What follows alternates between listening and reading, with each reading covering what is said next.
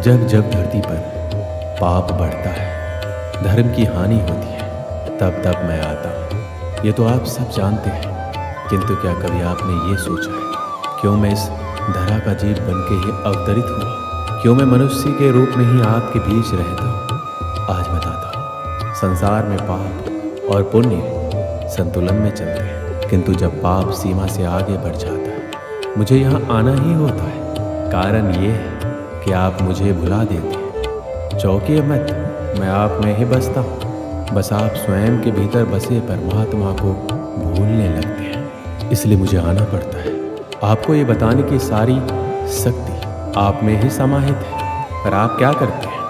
मेरा सम्मान करते हैं, मुझे पूजते हैं, मुझसे शक्ति मांगने लगते हैं, भांति भांति की इच्छाएं मेरे सामने रखते हैं। मुझे आपकी श्रद्धा से कोई आपत्ति नहीं है, मुझे आपत्ति है उस भाव से जो आपको दुर्बल बनाता है। परमात्मा में श्रद्धा रखिए, किंतु स्वयं की आत्मा पर भी विश्वास रखिए, क्योंकि इस संसार में ऐसा कुछ भी नहीं है जो आप नहीं कर सकते। हर नर में नारायण बसते हैं, हर नारी में लक्ष्मी।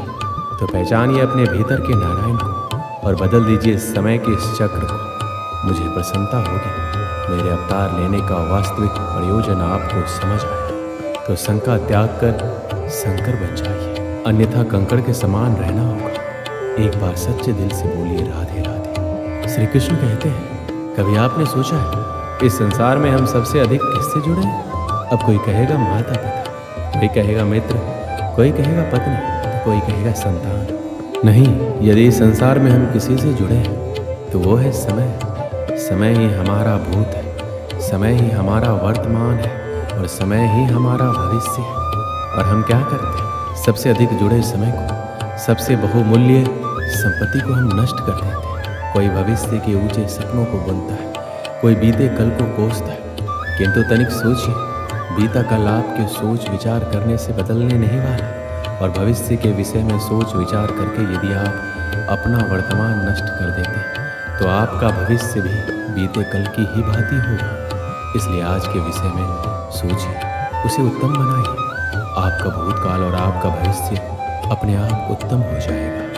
श्री कृष्ण कहते हैं, मनुष्य का स्वभाव है कमाना, संग्रह करना, फिर चाहे वो धन हो, नाते हो, संबंध हो या प्रसन्नता। परंतु क्या आपने कभी सोचा है नियति ने ये संग्रह करने की प्रकृति मनुष्य में क्यों डाली? एक बीज से पौधा पनपता है, उसके भोजन से फल संग्रहित होता है। क्यों? इसलिए ताकि वृक्ष उसे स्वयं खा सके? नहीं, बल्कि इसलिए ताकि वो भूखे जीवों में बांट सके। अब आप पूछेंगे इसमें वृक्ष का क्या लाभ? लाभ है, क्योंकि जो बांटता है वो मिटता नहीं। जो फल ये जीव खाते हैं वो उसके बीजों को वातावरण में बिखेर देते हैं, जिससे जन्म लेते हैं नए वृक्ष। उसकी जाति, उसका गुण, उसकी मिठास समर हो जाती है। इसलिए याद रखिए, अमीर होने के लिए एक एक क्षण संग्रह करना पड़ता है, किंतु अमीर बनने के लिए एक एक कण बांटना पड़ता है। श्री कृष्ण कहते हैं, संसार में सबसे बड़ी शक्ति क्या है? अब आप में से कुछ कहेंगे शस्त्र की, कोई कहेगा बुद्धि की, तो कोई कहेगा बल, किंतु ये सब अधूरे हैं। संसार में सबसे बड़ी शक्ति है मित्रता। यदि सच्ची मित्रता प्राप्त हो जाए तो वही सबसे बड़ा धन है। जब आप कठिनाइयों में होंगे तो मित्रता शस्त्र बनकर सहायता करेगी। मार्ग भटक जाओगे तो मित्रता शास्त्र बनकर आपका राह दिखाएगी। षड्यंत्र में फंस जाओगे तो बुद्धि बनकर बाहर निकालेगी। अकेले हो जाओगे तो ममता बनकर साथ निभाएगी। तो यदि इस संसार में कुछ कमाना है तो धन नहीं, मित्रता कमाओ। स्मरण रखिएगा, यदि इस संसार में मित्रता बनाना आपकी सबसे बड़ी दुर्बलता है तो आप इस संसार के सबसे शक्तिशाली प्राणी हैं। श्री कृष्ण कहते हैं, जब से मनुष्य जाति का अस्तित्व बना है तभी से युद्ध भी अस्तित्व में आया। युद्ध जो कभी धन का द्वंद्व बन के सामने आता है तो कभी सुरक्षा का हथियार बनकर, कभी विजय की भूख के लिए तो कभी पराजय टालने के लिए। किंतु वास्तविकता तो ये है, यदि आपको आगे बढ़ना है तो बाधाओं से युद्ध तो करना होगा, परंतु युद्ध के लिए सज्ज रहना इतना महत्वपूर्ण नहीं जितना महत्वपूर्ण है ये समझना कि युद्ध को टाला कब जा सकता है। क्योंकि सबसे सफल युद्ध वही होता है जो कभी लड़ा ही ना चाहे। आप युद्ध में विजय प्राप्त करके स्वयं का मान तो बढ़ा लोगे, किंतु अपना बल खो दोगे। इसलिए जहाँ तक हो सके युद्ध को टालो, इस शक्ति को संग्रहित करो, ताकि जब ये युद्ध धर्म बन के सामने आए आप उसे पूरे बल के साथ लड़ सको। श्री कृष्ण कहते हैं, मन बड़ी ही विचित्र कृति है। ये मन शरीर के किस अंग में बसता है कोई नहीं जानता, किंतु संपूर्ण शरीर इस मन की इच्छा साकार करने के लिए प्रयास करता रहता है। अब यदि मन कुछ खाने का करे तो व्यक्ति उसकी इच्छा साकार करने का माध्यम ढूंढता रहता है। अब यदि मन किसी को शत्रु समझ ले तो व्यक्ति उसे नष्ट करने का हर संभव प्रयास करता है। अब यदि मन किसी से प्रेम करे तो उसकी प्रसन्नता के लिए हर सीमा लांघने के लिए सज्ज रहता है। परंतु जीवन सुखद हो इसके लिए यह आवश्यक है कि मन खाली रहे। जैसे एक बांसुरी की भांति भीतर कुछ भी नहीं, ना राग है ना द्वेष, तब भी तार छेड़ने पर स्वर निकलता है। इसी प्रकार मन को भी भावनाओं से मुक्त रखना आवश्यक है। स्मरण रखिए, मन में कुछ भरकर जियोगे तो मन भर के जी नहीं पाओगे। श्री कृष्ण कहते हैं, एक पिता के लिए उसकी संतान गर्व है, उसका अहंकार है, और संतान के लिए उसका पिता, उसका आदर्श, उसकी प्रेरणा। बिना कहे पिता संतान की हर इच्छा समझ जाता है और उसे पूरा करने की चेष्टा करता है। दूसरी ओर संतान सदैव प्रयास करता है कि अपने माता पिता को गर्वित करता रहे, किंतु ये बंधन है एक स्थान पे आके टूट जाता है। तब जब संतान स्वयं की इच्छा से अपने जीवन साथी चुनना चाहे। क्यों?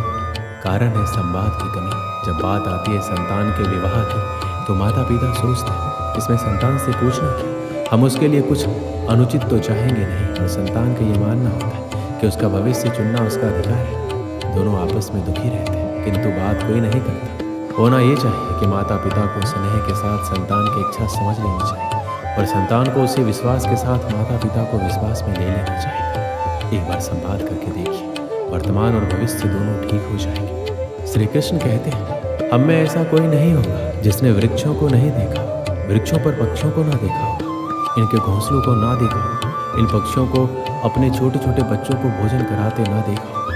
ये संसार का सबसे ममत्व वाला दृश्य होता है।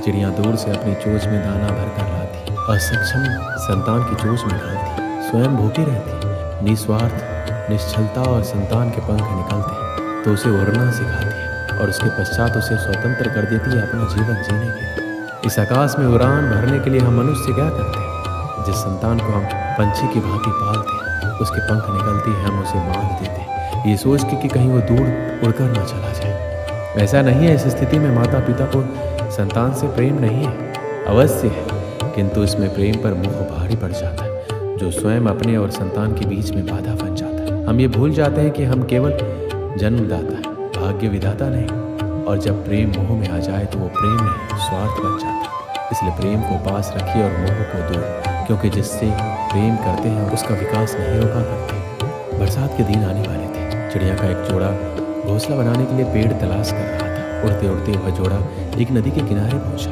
वहाँ कई पेड़ लगे हुए थे, उन्हें वह जगह अपने लिए उपयुक्त लगी। एक पेड़ के पास जाकर वो विनती करने लगे, बरसात के पहले हमें अपना घोंसला बना रहा है, कृपया करके हमारी मदद करें। अपनी एक टहनी पर हमें घोंसला बनाने की अनुमति दे दें। पेड़ ने उन्हें इनकार कर दिया। पेड़ के इनकार से चिड़िया के जोड़े को बहुत बुरा लगा। जाते जाते वो बोले, इतना अहंकार अच्छा नहीं है, एक दिन तुम भी टूटोगे और तुम्हारा अहंकार भी। पेड़ कुछ कह पाता उससे पहले वो उड़ गए। उड़ते उड़ते वो नदी के पास स्थित जंगल में पहुंचे। वहाँ एक पेड़ से घोंसला बनाने की अनुमति मांगी। पेड़ सहज तैयार हो गया। चिड़िया का जोड़ा उस पेड़ पर घोंसला बनाकर खुशी खुशी रहने लगा। बरसात का मौसम आ गया, लेकिन अब वो दोनों अपने घोंसले में सुरक्षित थे। एक दिन आंधी तूफान के साथ घनघोर बरसात हुई और वह पेड़ टूट कर गिर गया, जिसने चिड़िया के जोड़े को अपनी शाखाओं पर घोंसला बनाने की अनुमति नहीं दी थी। तूफान थमा और बरसात बंद हुई तो चिड़िया का जोड़ा नदी के पास पहुंचा। वहाँ उन्होंने उस पेड़ को नदी की तेज धार में बहते देखा। वो दोनों बहुत खुश हुए और पेड़ से बोले, हमने कहा था ना कि एक दिन तुम भी टूटोगे और तुम्हारा अहंकार भी। आज वो दिन आ गया, ये तुम्हारे कर्मों का फल है। पेड़ ने कहा, तुमने मुझे गलत समझा था, मैं पहले से जानता था मैं टूट जाऊंगा। मेरी जड़ें मिट्टी का साथ छोड़ रही थी, शाखाएं कमज़ोर हो गई थी, इसलिए मैंने उस दिन तुम्हें इनकार कर दिया था। तुम मेरी शाखा पर घोंसला बनाते तो आज जीवित ना रहते, लेकिन तुम्हें मेरा इनकार बुरा लगा, उसके लिए क्षमा। पेड़ की बात सुनकर चिड़िया के जोड़े को अपनी सोच पर बहुत दुख हुआ। इस कहानी से हमें क्या सीख मिलती है? कई बार जीवन में हमें इनकार का सामना करना पड़ता है।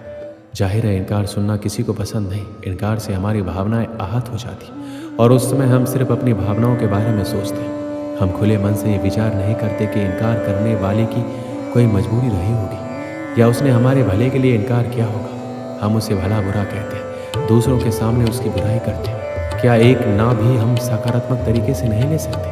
अब से जब भी कोई ना कहे तो उसे दिल से ना लगाए, उसका बुरा ना माने। हो सकता है किसी की एक ना आपको बड़ी मुसीबत से बचा रही है। दोस्तों, इस वीडियो में बस इतना ही। नवरात्रि की आपको ढेर सारी शुभकामनाएं। मिलते हैं अगली वीडियो में। अपना ख्याल रखिएगा। जय श्री कृष्ण।